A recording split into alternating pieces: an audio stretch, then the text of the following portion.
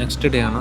രാവിലെ ബ്രേക്ക്ഫാസ്റ്റ് കഴിക്കാൻ വേണ്ടിയിട്ട് വന്നിരിക്കണം. ഇത് ദി പ്രിൻ്റ് ഹൗസ് ഹോസ്റ്റൽ എന്ന് പറഞ്ഞിട്ടൊരു ഹോസ്റ്റലാണ്. അത്യാവശ്യം അടിപൊളിയാണ് ഹോസ്റ്റൽ.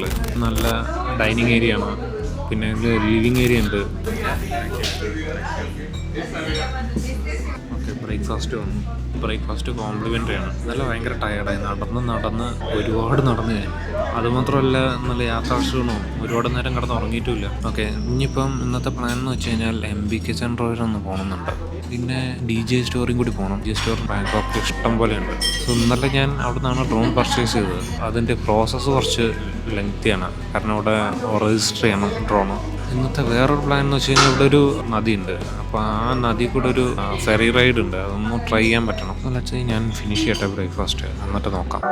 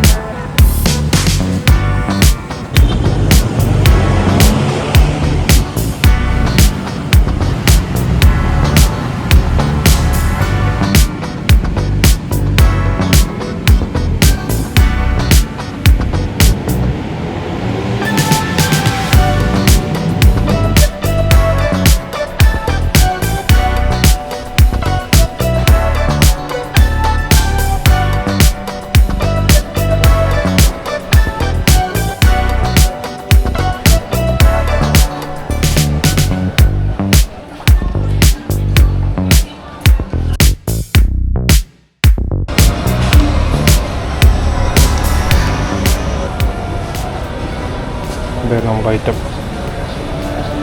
ഇതെത്ര? 14,000 തായ് ബാത്ത്. സ്റ്റിക്ക് കൊള്ളാം, ഇൻട്രസ്റ്റ്. എന്താ കോംബോ പാക്ക് ലൈക്ക് മിനിയിൽ ഇത് നല്ല ക്യാമറ കേട്ടോ. നമ്മുടെ OG GoPro.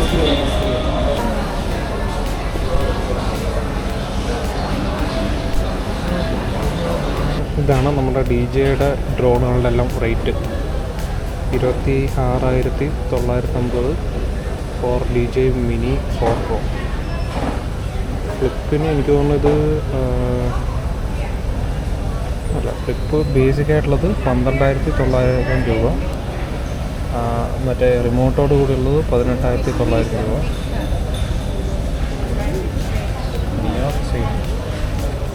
മിനി 3 ഉണ്ടല്ലോ. മിനി 3 എന്ന് പറയുന്നത് 11,900. ഇതിന് വരെ എന്തുവാണെന്നാണ് കുറച്ചുകൂടി ബെറ്റർ.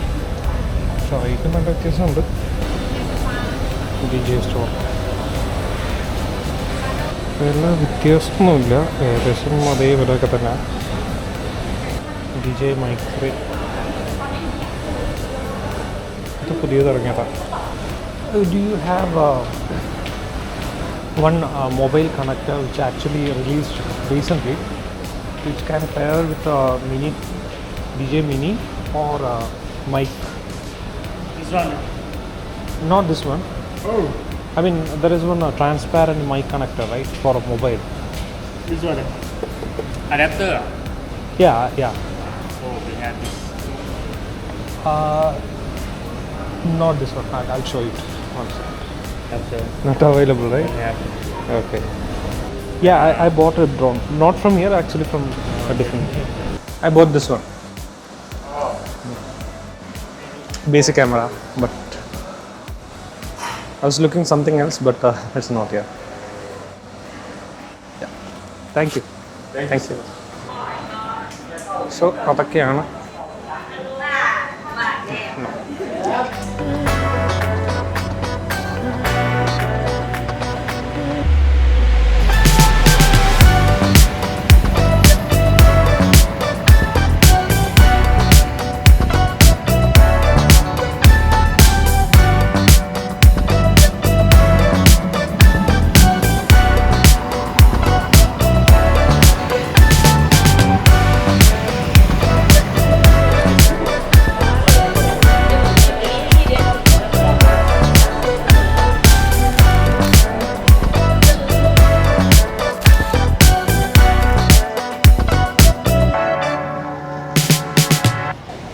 ഇപ്പോൾ ഞാൻ ഹോപ്പ് ഓൺ ഹോപ്പ് ഓഫ് ഒരു ഫെറി റൈഡ് ഉണ്ട്. അത് നമ്മുടെ കൊച്ചി വാട്ടർ മെട്രോയിലൊക്കെ പോലെ ഒരു സിമിലർ ആയിട്ടുള്ള സാധനമാണ്. പക്ഷേ ഇത് കുറച്ചും കൂടി ടൂറിസ്റ്റി ആയിട്ടുള്ള സംഭവം. അതിലാണിപ്പോൾ ആക്ച്വലി ഇതിന് ഏകദേശം ഒരു 100-150 ബാത്തേ ഉള്ളൂ.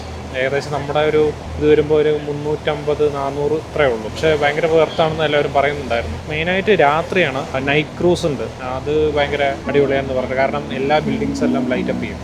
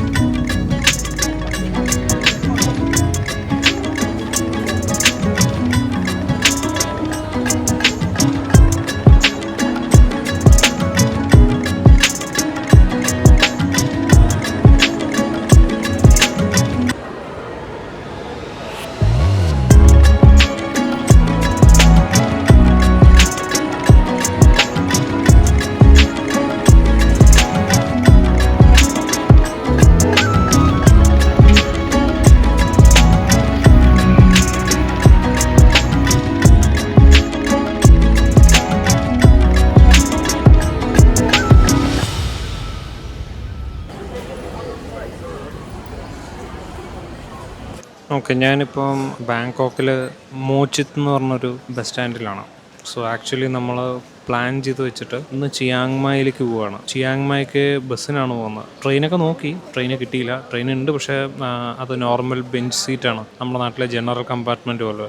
AC നോക്കിയിട്ട് കിട്ടിയില്ല, അതുകൊണ്ട് പിന്നെ ബസ്സിന് തന്നെ ബുക്ക് ചെയ്തു. ബസ് അവൈലബിൾ ആയിരുന്നു. ഞാൻ ആക്ച്വലി ബസ് ടിക്കറ്റ് ബുക്ക് ചെയ്തത് ബുക്ക് ഓൺലൈൻ tickets.co.th എന്ന് പറഞ്ഞിട്ടൊരു വെബ്സൈറ്റ് വഴിയാണ്. ആക്ച്വലി അത് ലെജിറ്റിമേറ്റ് ആണോ ഇല്ലയോ എന്ന് എനിക്ക് ഡൗട്ട് ഉണ്ടായിരുന്നു. പക്ഷേ ഞാൻ റിവ്യൂസൊക്കെ നോക്കിയപ്പോൾ എല്ലാവരും യൂസ് ചെയ്യുന്നുണ്ടായിരുന്നു. സോ അങ്ങനെ ആ ഒരു ധൈര്യത്തിൽ ബുക്ക് ചെയ്തതാണ്.